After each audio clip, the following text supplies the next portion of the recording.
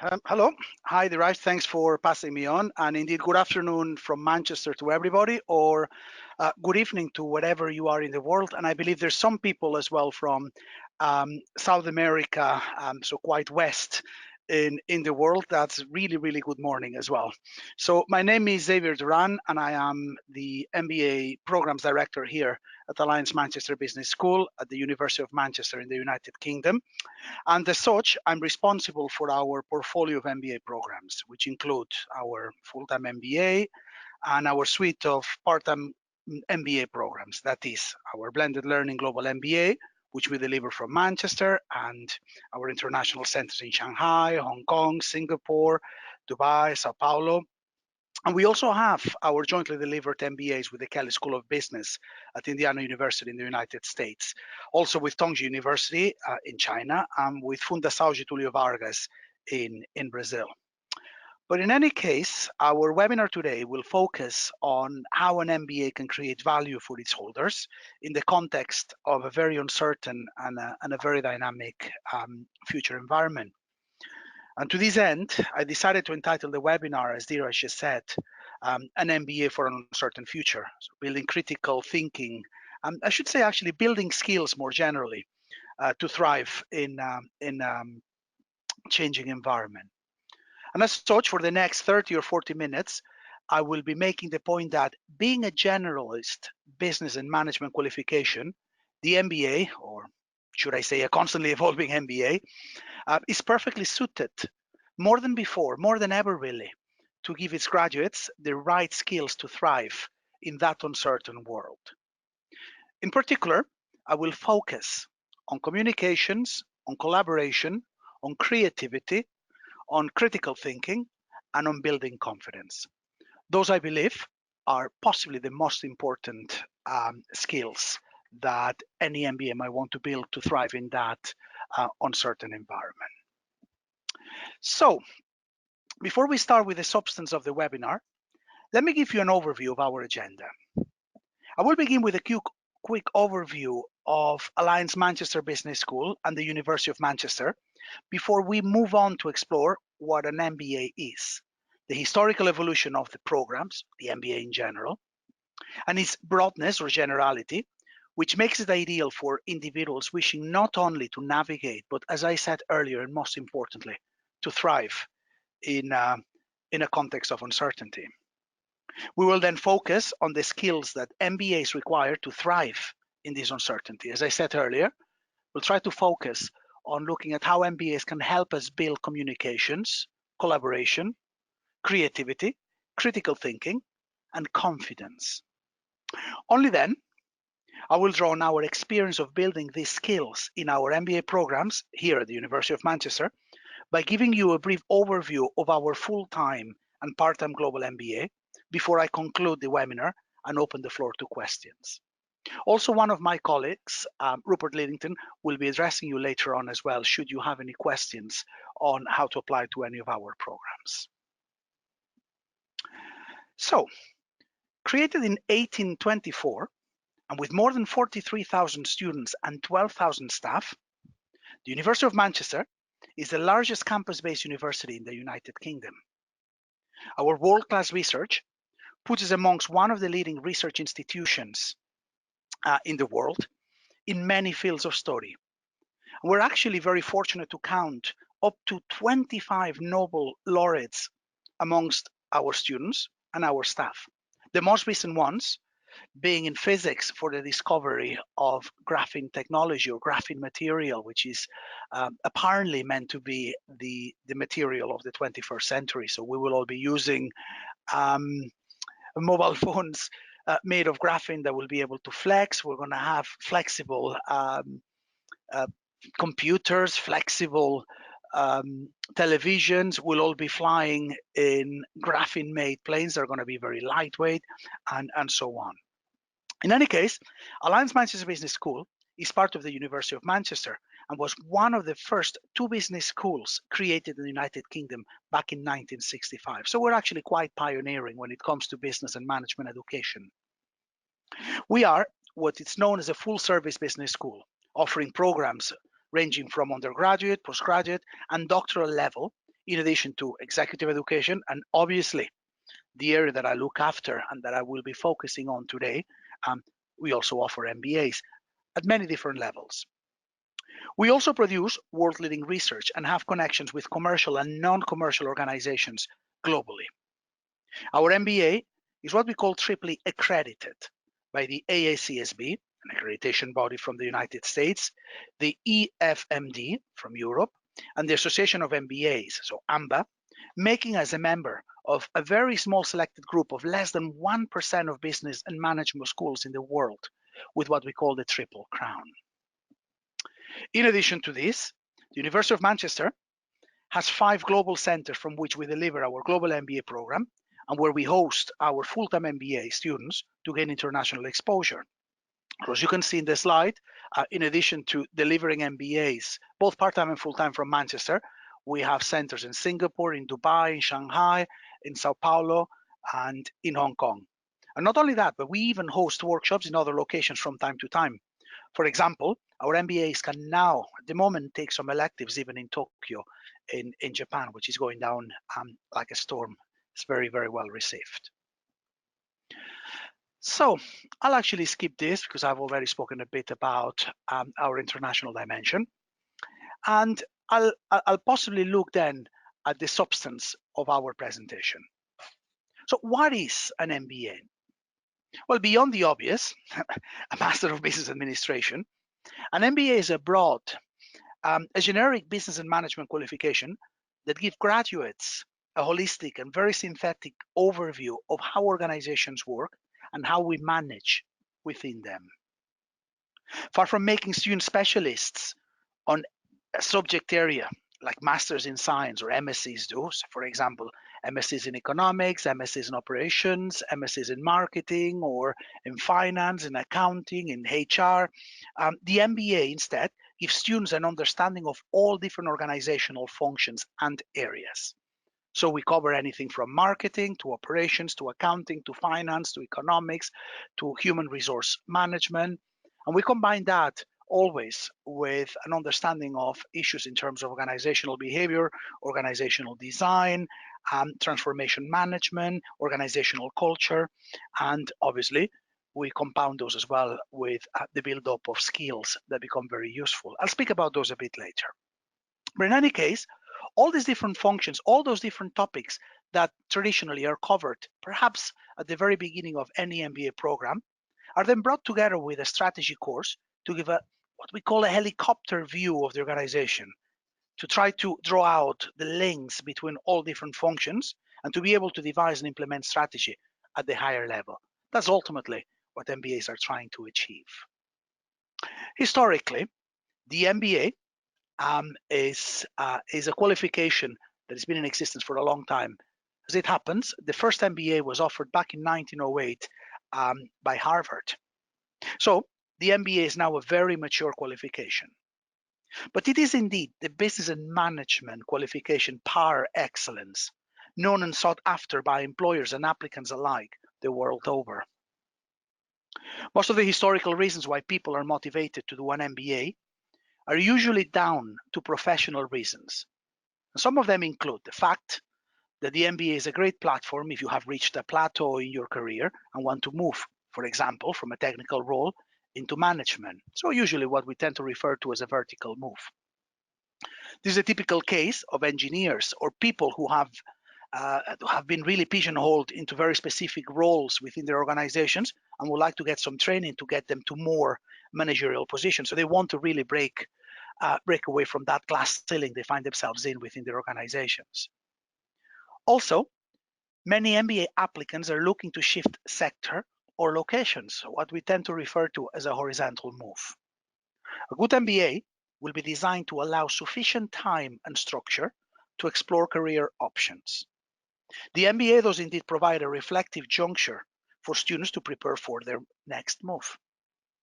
But the MBA also develops professional and personal networks that will stay with them, with our graduates, for a lifetime, usually being one of the key sources of professional development for many of our graduates. Other reasons perhaps not so widely spoken about, would include, for instance, the fact that the MBA is an excellent way to formalize otherwise experiential knowledge. So experienced individuals may wish to pursue an MBA, for instance, to solidify their experience with a rigorous qualification. Or also, in some cases, where MSCs are commonplace in specific markets, the MBA might differentiate people from peers. It gives you that edge, really. Finally, we increasingly see entrepreneurial and innovative applicants onto MBA programs. We certainly do not look for people who recite what is in books. This is not what an MBA is about. What we look for is people to create new ideas and to test them. And indeed, the MBA provides people with an excellent platform to explore and to test new venture ideas and to gain insight on how to bring these to market and how to finance them. So no surprise that entrepreneurship and innovation management, that venture capital and private equity are amongst some of our most popular electives in our suite of MBAs, may that be full-time or part-time MBAs. So regardless of what is the exact motivation to do an MBA, every applicant will be looking to transform his or her personal professional career.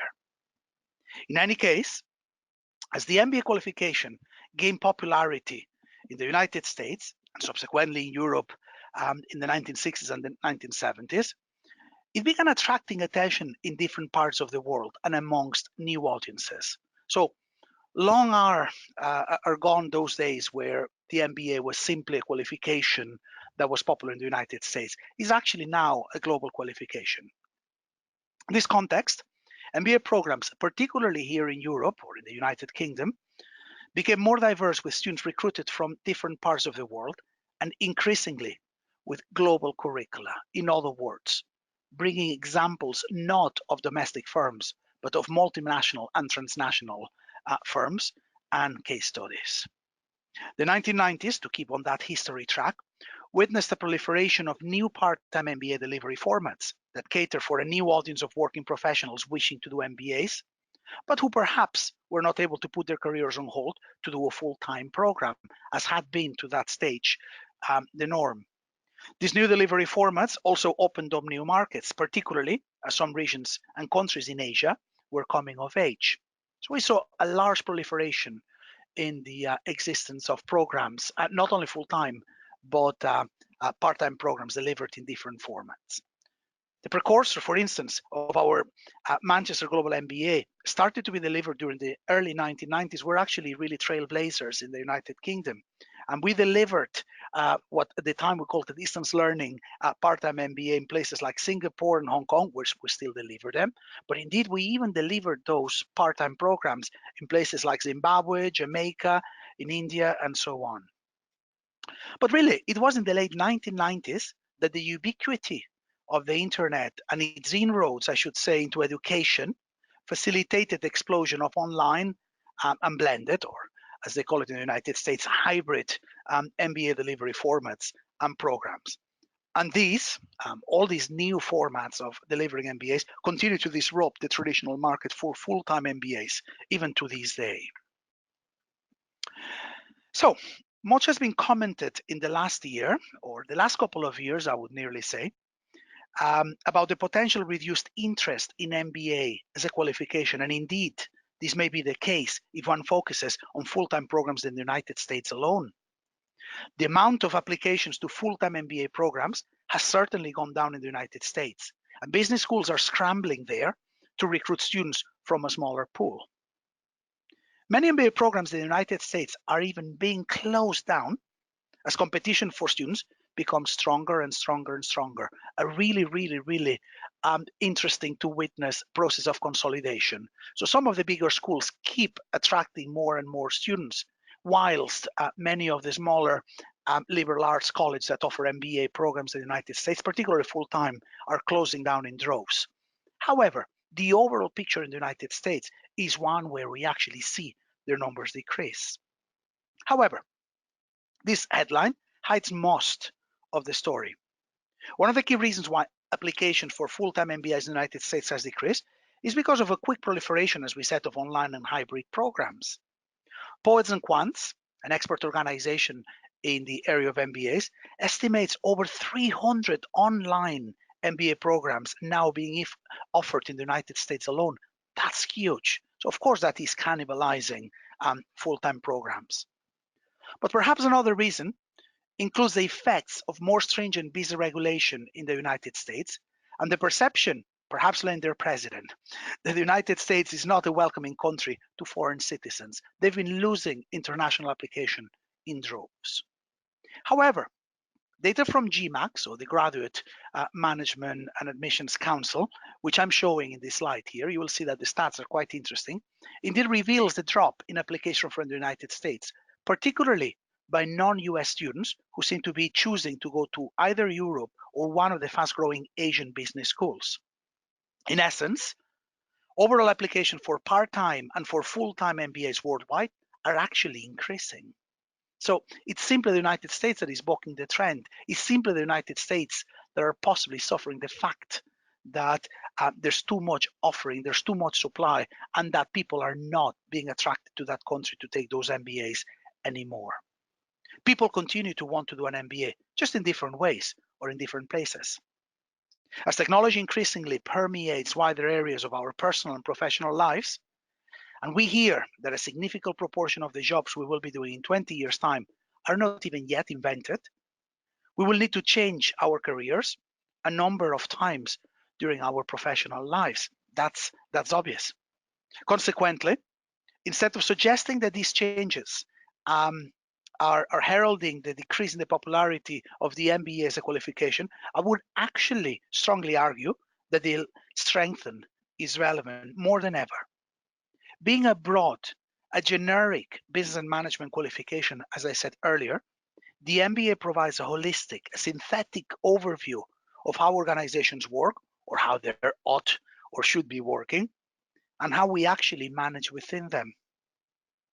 Whilst this synthetic approach that I'm speaking about might be mainly framed around the context of the current business environment, the focus on adaptive skills coupled with the critical mindset that these programs instill in MBA students and graduates will ultimately contribute to making MBAs very forward-looking and are at the end of the day the key reason for the resilience of the MBA qualification.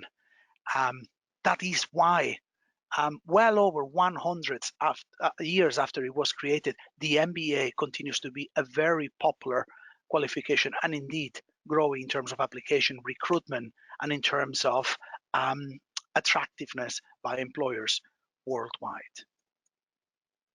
So, what are the attributes that business leaders require to thrive in a context of uncertainty? What skills can the MBA bring for business leaders as required to thrive in this uncertain business environment? How can we build them with MBA programs? So to begin with, I would argue that to thrive in uncertainty, business leaders need to have a global outlook.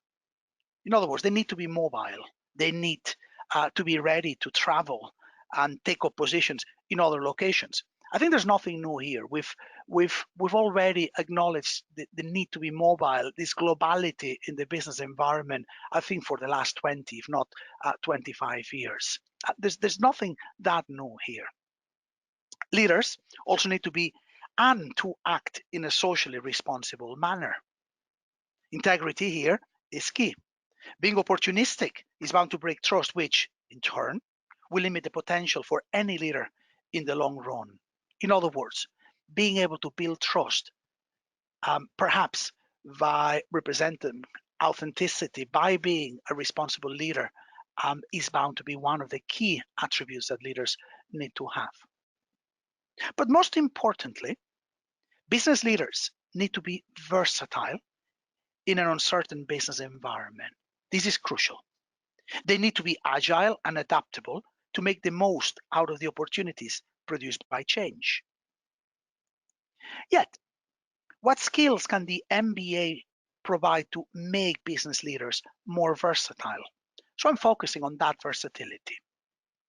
In my opinion, business leaders need to build communications, collaboration, creativity, critical thinking. Also, and probably most importantly, I'll get to this point in a moment, business leaders need to be confident. So, how do we actually build communication skills in the MBA? Think of communications not only in terms of you being able to speak to your employees or you being able to speak to your managers, but perhaps also in terms of the ability to deliver a good presentation. May that be in person or may that be virtually, because we're actually going towards that direction more and more often, as I'm exemplifying with this webinar. Also, the fact that we might want to improve our communication skills as we, for example, increasingly need to attend interviews, perhaps simply to be able to do small talk with people that we don't know, perhaps even just to have difficult conversations with our employees or our subordinates. Also, we need to build collaboration. And here I don't only mean collaboration with respect to group dynamics and being able to manage teams or navigate within teams, important as this might be, and indeed we cover it in MBAs also. But collaboration nowadays also has a lot to do with our ability to pool resources together, for example, to crowdsource, to crowdfund, to be able, for instance, to find the funding to progress new ideas or new business ventures that we may actually have. Creativity, the idea of trying to get to do those things that computers will never be able to do, which is to create, to do something outside of the box. And finally, and quite importantly, we need to be able to instill a critical thinking mindset. And by that, I mean making a balanced argument that goes beyond the headlines, really. It's about being able to support whatever we say with clear evidence. It's about basically always being to take different perspectives as we actually make an argument. Remember, I spoke about confidence, possibly being one of the most important of all those skills that we need to build. And we may view confidence from two slightly different perspectives. On the one hand, we may understand it to refer to self-assurance in our own abilities, so the typical way on how we would actually think of confidence. You can even bring it to the extreme and call it arrogance or even call it cockiness, doesn't matter, okay? But it's about understanding confidence as self-assurance. But we can also think of confidence as a belief that one can trust, that one can rely on someone or something.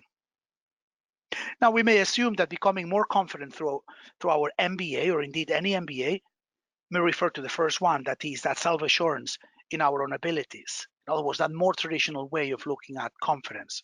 Important as this may be, I would actually argue that the latter, so that confidence or trust on someone else, or most importantly, trust on something, like the opportunities that the future can bring, is as important, if not more, as our self-assurance. Indeed, it is of little use to be confident in our own abilities, really, if cynicism or pessimism gets on the way. It is therefore only when we're optimistic and confident about the future opportunities that self-assurance, really, about our own abilities will allow us to seize those opportunities that we believe that uncertainty can bring. So let us focus on each of those dimensions of confidence really briefly. Does the MBA make us confident about our own abilities? Well, in the Manchester MBA, this is perhaps the unintended outcome of our course design, our experiential approach, our admissions process, and ultimately, perhaps our focus on critical thinking. It is indeed from a position of reasoned argumentation and the assurance that we obtain from relying on empirical evidence, so in other words, critical thinking again, that we can become confident in the strength of our persuasion abilities. And of course, our personality can help here too. But no matter how quiet or hesitant students were when they started our programs, they tend to be a lot more confident when they complete the MBA as a result of their journey with us. Many of our students tell us that the MBA has made them a lot more confident to stand their ground in debate, more confident to be ambitious when applying to jobs, more confident to change the direction of their career, perhaps more confident to speak to others, more confident about speaking in public, more confident to negotiate their own remuneration, more confident to have difficult conversations, more confident sometimes simply to say no. I only occasionally hear from applicants who mention confidence as a motivator for pursuing an MBA. That's actually quite interesting because, on the other hand, I tend to hear it quoted incredibly often by students and graduates as one of the key benefits they gain from their MBA by the time they finish. Confidence, in other words, tends to be one of the key takeaways from MBAs. In any case, the increased confidence is actually most likely to ultimately deliver on the outcome that motivated most people to pursue an MBA in the first place. And we actually looked at those motivations a bit earlier. But nonetheless, I would actually argue that the second dimension of confidence, so that trust in others or something happening, like the positive opportunities that uncertainty can bring, is more important than self-assurance in one's ability. I mentioned that already. In short, it is about being confident and optimistic about the future. AI, automation, trade wars, Brexit, bioengineering, fake news, climate change, Trump. It's easy to be pessimistic about the future. But with the benefit of hindsight and a critical mindset, and notice I keep going back to this point, critical thinking, critical mindsets, we can really conclude that we have come through much worse in history and that technology can play an important role in addressing some of these problems. So, the future is actually quite rosy, really. There's a lot of opportunity and uncertainty, and it is only those who are optimistic that might be able to seize these opportunities. An MBA should give students a critical mindset. Indeed, it will, and produce the enthusiasm about these future opportunities. So, let me now move on to relating some of these issues to the MBA programs we offer here at Alliance Manchester Business School. We do indeed offer 3 key MBA programs at our business school. We have our full-time MBA, our standard part-time blended learning global MBA with some accelerated pathway for eligible applicants. And we also have the jointly delivered Kelly Manchester part-time global MBA, which we offer with the Kelly School of Business at Indiana University in the United States. I'll merely focus on our full-time MBA and our part-time MBA before I pass it on to my colleague in a couple of minutes. So how about our Manchester full-time MBA? Well, as I said earlier, our full-time MBA was one of the first 2 MBAs to be offered back in the 1960s in the United Kingdom, and it still to this day really has a behavioral approach in its DNA. So when we were created by government decree, really, the government of the United Kingdom believed that having an MBA offered in the north of England would be very, very useful to try to train business leaders and managers on behavioral aspects. So a lot of focus was at the time put on developing a curriculum that would be highly holistic and highly behavioral. So focusing on how people conveyed themselves to others, how people managed on issues of organizational behavior, organizational design, presentations, perhaps more skills-based. And that type of approach is still very much so in our in the makeup really of our program. We actually call it the Manchester method, and the Manchester method is based around the fact that we tend to get our students to work a lot as part of a group, very, very hands-on experiential learning. So we don't tend to focus so much on students learning off or studying for hours and hours and hours case studies like many other business schools do, but instead we actually put them at the center of a real business problem that usually is quite uncertain, quite dynamic, quite unstructured, what we call a wicked problem. And they actually get to indeed work with real client-based consultancies. So all our students do what we call a not-for-profit project, in addition to commercial business project and ultimately our capstone international business project, with a real client organization, often a multinational organization, that will amount to more than 900 hours of client-facing project work. And without any doubt, with 3 different additional lines in any of our MBA's curriculum vitae, so our CV or our resume. Very practical, and ultimately, and most importantly, an incredibly transformational program. Our Manchester PartTime Global MBA, also incredibly transformational, is what we call a blended learning program. Blended learning in that it combines both online elements that allow for the flexibility of working professionals to take an MBA without having to sacrifice their own career advancement and personal commitments of family and so on. But indeed, one which also is combined with face-to-face elements. Our part-time global MBA program, offered from Manchester and indeed centers in Dubai, Singapore, Shanghai, Hong Kong, Sao Paulo, allows our students up to 30 days of face-to-face contact time with our academics and peer MBA students. It's designed for working professionals at mid or senior level positions within the organization that want that flexible, but yet that holistic and very highly reputable and global outlook as part of an MBA. It's actually quite a large program with intakes every January and every July.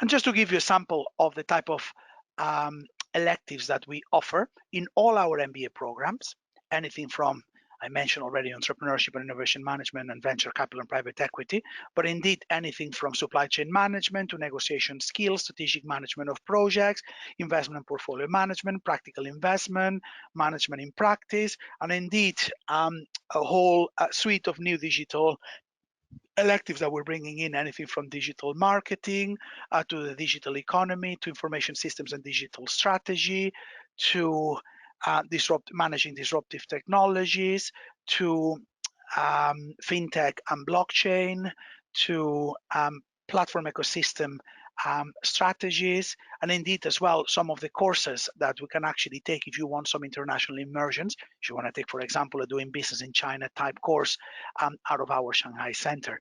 Indeed, our students, regardless of whether they register here in Manchester, indeed at one of our international centers, have the ability to travel to any of our international centers to take the electives. So a highly global program.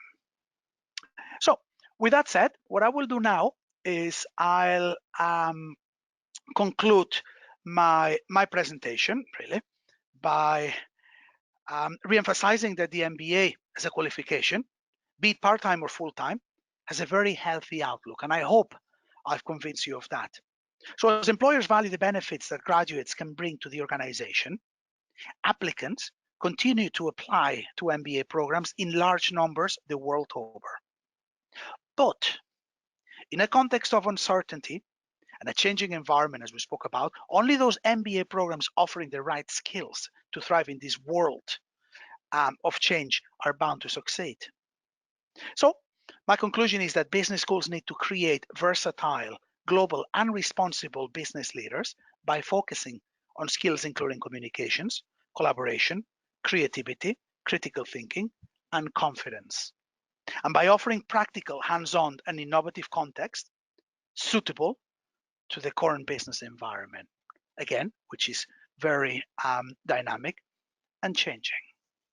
So with that said, and before I open the floor to questions, I will pass it on to my colleague, Rupert Lidington, that will actually give you a bit more insight as to how to gain further information about our programs. And indeed, if you were to be interested in registering in any of them, how to do so.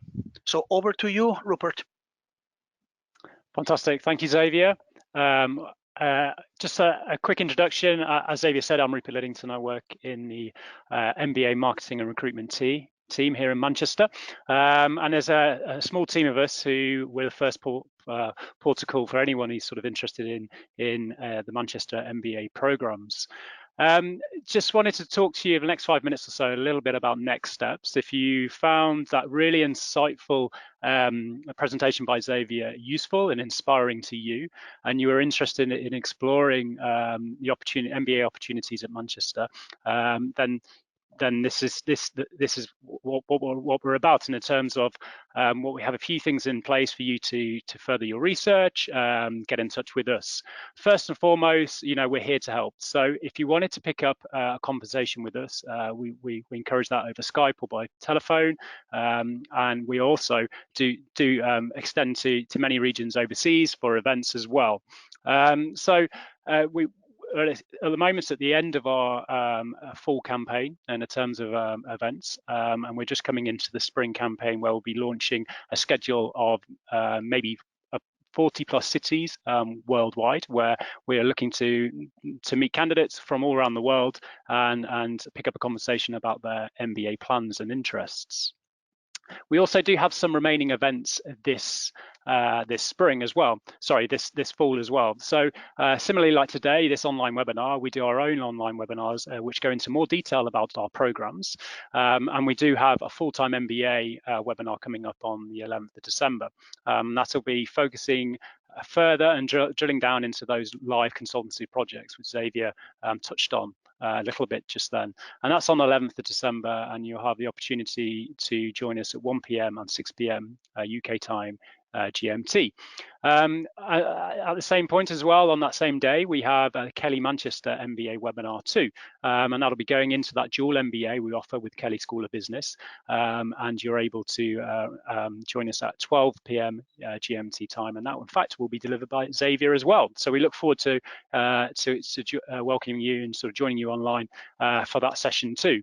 I should say as well, where we are in our admission cycle at the moment, we have just closed our January intake in the terms of the admission to that. So we have a January and July intake for our part-time global MBA. So that's not for full-time, that's for our part-time and global MBA. So we will be welcoming applications soon for our July intake, and they will open in January. We'll be also, like I say, launching a series of UK events and overseas engagements for you to gain further information about that. So we'll be sure to share that with everyone who's registered and attended to this session. With regards to the full-time program, we are sort of mid-cycle. Obviously, that is a program which we have one admission in per year, and that's in September. So our next admission for that will be in September 2020.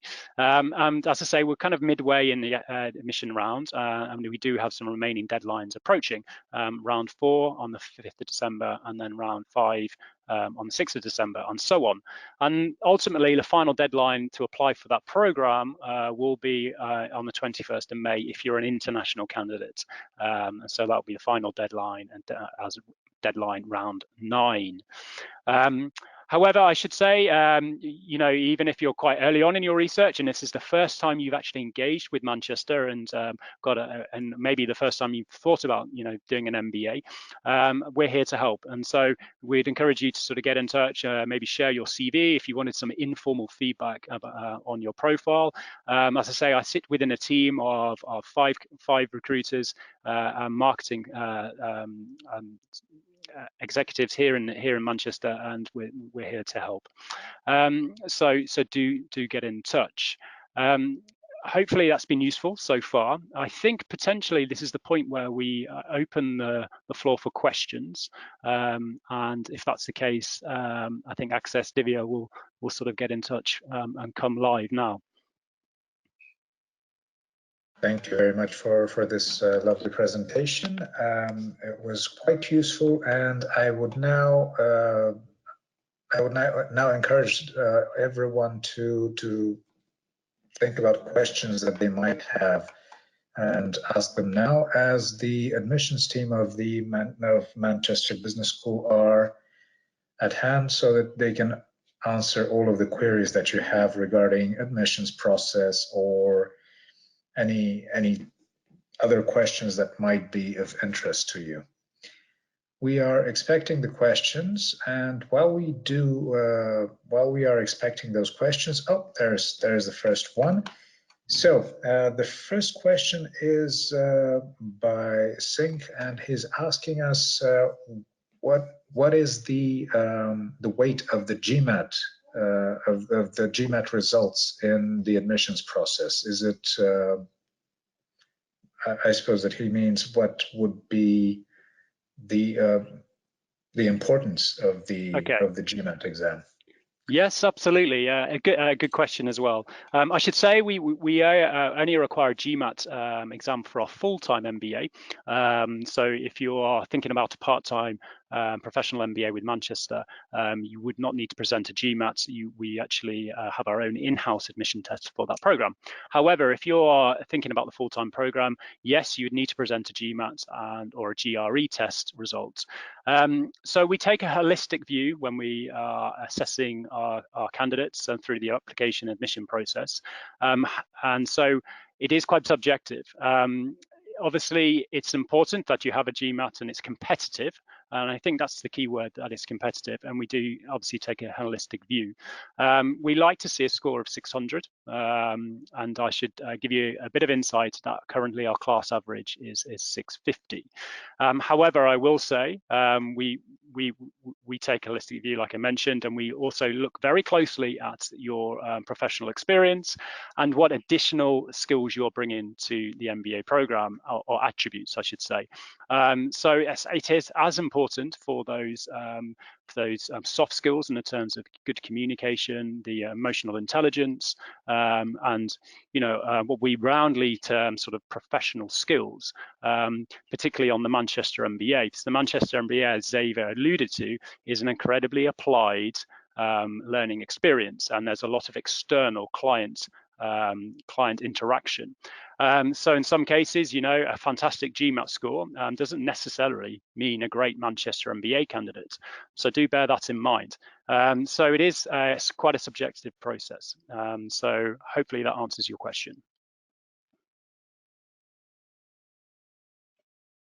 Perfect. Thank you very much for this answer. So Kamen is asking us a question here regarding, I have 2 masters so far in telecommunication and informatics. I am looking for doctoral degrees in these fields. Do you offer such programs in these fields? Maybe you can tell us a little bit more about your postgraduate studies. Well, obviously, Xavier. Xavier's going to answer this question. We just need to unmute him. No, 1 second. I've lost you. Okay. Okay, I think I'm unmuted now. Obviously, I'm the program director for MBAs here at Alliance Manchester Business School, and we have different areas of the business school dealing with executive education undergraduate programs, taught masters, and indeed doctoral programs. There are many doctoral programs at Alliance Manchester Business School that deal with different subject areas, but obviously you would actually need to speak with the team that look after doctoral studies. I think in the first instance, if you cannot actually find anybody on the website, you can actually just contact us via Rupert, who can actually give you the email of the individual that looks after doctoral programs. Great, thank you. Another question by Muhammad is, do you offer any exemptions for CIMA qualified candidates? Yes, we do in the PartTime Global MBA program. So if you notice, at some point I said that we had in the PartTime Global MBA program some accelerated routes. One of those is what we call the Finance Accelerated Global MBA, where by virtue of holding professional accounting or finance qualifications, may that be CIMA or ACCA or CPAs or CFAs, we will actually exempt applicants from a number of credits, and not only that will actually result in them having to take less courses and being able to accelerate the MBA from a 2-year part-time MBA to an 18-month part-time MBA, but that will also, in a pro rata basis, reduce the fees that our students will need to pay if they successfully apply and are accepted into our part-time program. Great. Another question I have, actually 2 questions that are pretty much on the same topic.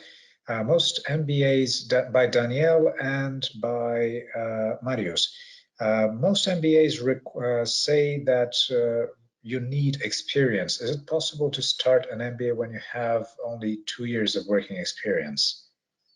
Um, it might be possible with some business schools, not with ours, but I would certainly advise anybody with very little experience to wait for a couple of years until they can actually get more out of an MBA. An MBA is ultimately a broad management and business qualification, and is actually designed for people that already are in a position to bring a bit of experience within the class. Usually, what that means is that by bringing that experience, you can participate and engage more into debates, into discussions, and to understand and perhaps bring a bit more of intellectual maturity and experience into the type of debates that happen within the classroom. There are some business schools, not so many perhaps here in the UK, in Europe and the United States, but there are some places where they might accept MBAs fresh out of their undergraduate degrees. That doesn't tend to be the norm here in the West. And I would certainly believe that defeats the purpose. And if anything, I would advise anybody really that is thinking of doing an MBA to wait until they have enough experience to be able to make the most out of the MBAs. That is my my genuine advice. If you notice as well, many business schools offer what we call MScs in management.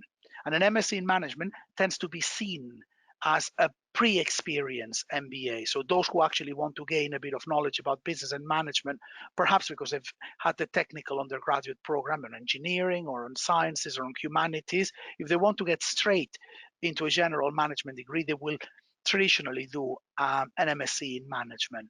But the MBA should and is, in the vast majority of cases, the realm of those who actually already possess a bit of experience. Otherwise, in my opinion, it defeats the purpose. Nonetheless, if you're really pushed for a quick MBA straight out of an undergraduate program, I believe that in some places in the world, they might allow you to do that. But perhaps they're not going to be any of the top business schools or MBA programs. Thank you, Xavier. Another question that is more or less directed to you and to the content of the lecture.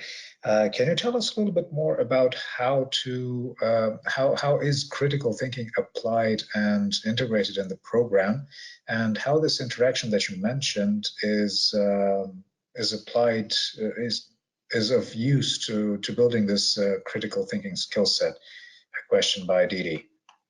Yeah, so if you notice, I've actually spoken quite a bit about our expectations of students in terms of intellectual maturity or on how they actually engage with the content within the classroom. And this is in such a way that as they actually come to class, rather than engaging into a one-way traffic system where a lecturer will speak to everybody else who will take down notes, we tend to have debates, we tend to have discussions, and it is that two-way traffic where everybody actually gets to contribute. Everybody needs to have some input. And this input actually is not usually a prescriptive one. As it happens, everything that we teach you in business and in management is within the realm of what we call the social sciences. This is not a natural science. And as such, critical thinking is incredibly important. There is no black or white. So whilst in engineering school, you might be told that there is one optimal way of solving a particular problem, there's not one optimal way of selling something. There is no one optimal way of restructuring an organization, and there is not one optimal way of preparing a strategy. As it happens, in the vast majority of strategy classes, you will be told that strategy is more of an art rather than a science. Critical thinking in this context is about understanding that there's different shades of gray, is that there's different perspectives on how we can actually approach one specific topic, how we can actually approach one specific problem. And notice as well, earlier on when I was speaking, for instance, about the way that we tend to focus perhaps more on what we call wicked problems, so those unstructured and dynamic scenarios, what we do is get you, first of all, to put a bit of structure to a problem so that then you can actually look not at what is the optimal solution, but one that is actually good enough. Good enough in that it might actually bring everybody within the organization behind your idea, or one that it actually allows for everybody to do compromises. Critical thinking is ultimately and most importantly about relying on two things: on the support of evidence, may that be using the scientific method to put an argument together, or indeed to ultimately use reason to argue anything. Is basically rooted on 18th century European Enlightenment theory, the idea that we actually go about arguing things always based in reason and on the scientific method, and taking different perspectives into account as we actually make decisions. I know that this is a bit of a high-level decisions, but it's sometimes quite difficult to explain how critical thinking works for those who are actually not used to. And it's usually when you actually come to an MBA class that you realize that the way we actually teach you is completely different to what you've actually been taught as an undergraduate. In other words, it's about taking into account everybody else's opinion, and indeed properly supporting it with evidence and by perspectives being brought by everybody else. Thank you very much. Now a little bit more back to admissions. We have a question here by Ali, and she's asking us how much time the admission process takes, how much time we should plan to prepare for preparation.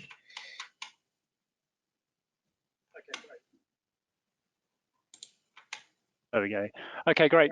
So we try and make the application and admission process as straightforward as possible.